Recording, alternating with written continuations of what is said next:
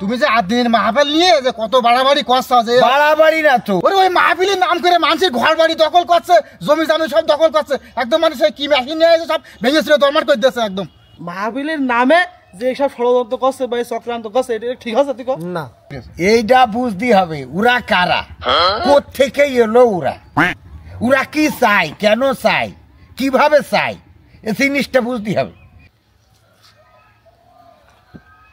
এই ওই যে আদিন ফাউন্ডেশন থেকে যে মাহফিল যাচ্ছে না, এর মধ্যে কোনো না কোনো কারণ আছে। আল্লাহ, কারণ আছে সেটা তো বুঝতেই পারলাম, কেন তুই নিউজে দেখিস নি? হ্যাঁ, আরে শোন, এই যে মাহফিলের নামে মনে কর যত ঘর বাড়ি আছে ওই আশেপাশে ঘর বাড়ি সব ভেঙে চেঙে রফা দফা করে দিয়েছে, তারপরে মানুষের জমি দখল করে নিচ্ছে। তাই তো দেখছি। এটা ঠিক আছে বলো? একদম ঠিক না। এসব বাংলাদেশে যত বড় বড় আলেম আছে সেসব আলেম নিয়ে এরা মাহফিল করছে, দেখেছিস? হ্যাঁ, মাহফিলের নামে যে সব ষড়যন্ত্র করছে বা চক্রান্ত করছে, এটা ঠিক আছে? তুই না। আর বিশাল রাগ হলো কথাটা শুনি। রাগ মানে ওরা যে কাজগুলো করেছে এটা কি আসলে একটা ভালো কাজ? না, আমার ভালোই লাগলো না এই বিষয়টা শুনে। একজনের জমি থাকতেই পারে, তা সেটা দখল করে নিতে হবে। কি তোরা কি করছে, কি হচ্ছে? বলছে আদিন ফাউন্ডেশনের যে মাহফিল নিয়ে খুব লাভ আসছিল, কি হয়ে শুনেছিস সব? তুই কি হয়ে? ওই যে মাহফিলের নামে আশেপাশে যারা জমি জায়গা আছে, ঘর বাড়ি আছে, সেই ঘর বাড়ি সব ভেঙে যাচ্ছে, জমি জায়গা দখল করেছে। কারণ দেখিস নি তুই, নিউজে দেখিস নি? কি রাখো কথা? আরে আল্লাহ, একদম পুরো নিউজ হয়ে গেছে সব। সময় টিভি, এটিএন টিভি সব নিউজ করেছে। সত্যি কথা? আল্লাহ, তোমরা মিছা কথা বলছো?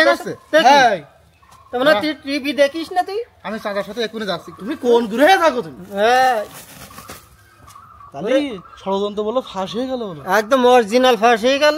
যে মনে যা ছিল সেটা বেরোয় গেছে।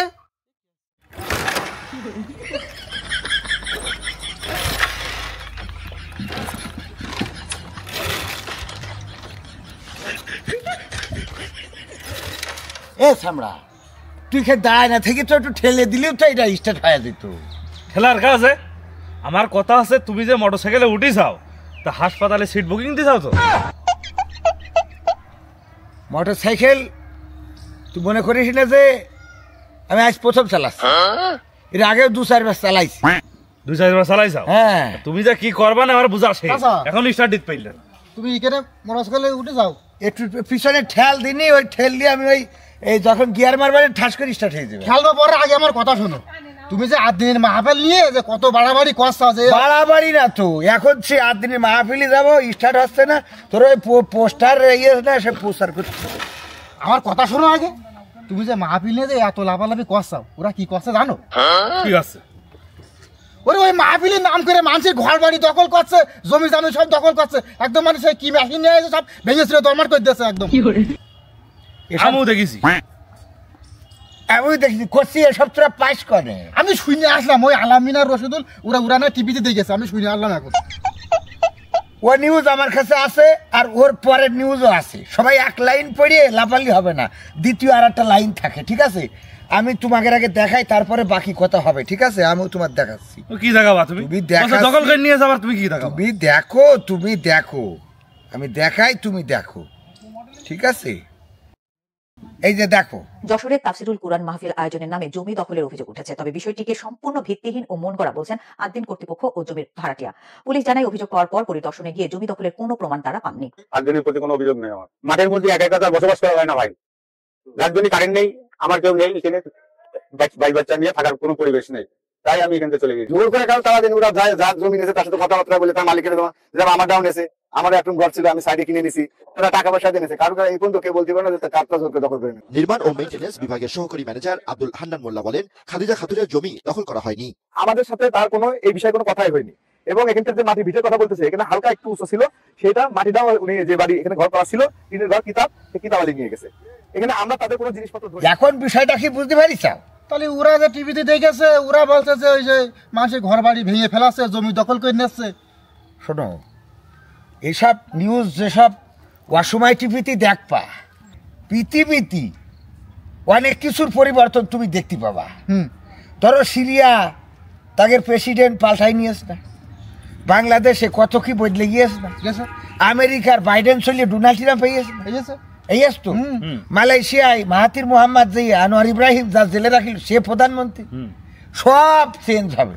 কিন্তু একটা কথা মাথায় রাখবা, এই সময় অসময় মানে এগের অসময় বলো আর সময় বলো মানে ইরা মনে হয় পরিবর্তন হবে না।